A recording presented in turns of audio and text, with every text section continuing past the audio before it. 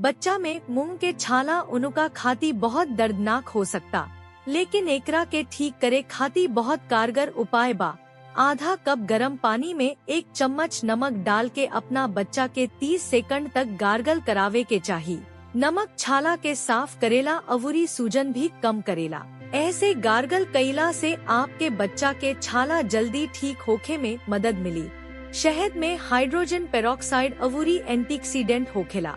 आप अपना बच्चा के छाला पर भी शहद लगा सकतानी। छाला के ठीक करे में ये बहुत मददगार होखेला, काहे कि एकरा में कीटाणु से लड़े के गुण होखेला। शहद छाला के बने से रोकेला अवुरी दर्द भी कम करेला।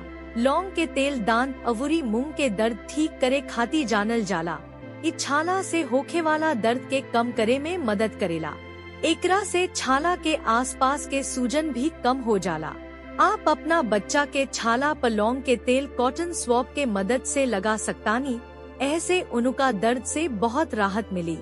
एलोवेरा में अलोइन नाम के एगो यौगिक होखेला, जवना में एंटी इन्फ्लेमेटरी गुण होखेला। ऐसे आप छाला पर एलोवेरा जेल लगा सकतानी। इस सूजन के कम करेला अवुरी छाले के ठंडा करेला।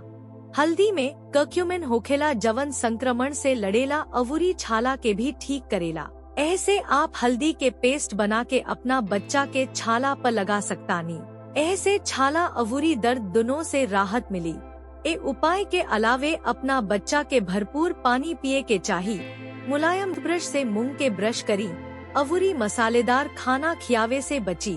अगर अभियो छाला ठीक ना होखे तो डॉक्टर से सलाह ली।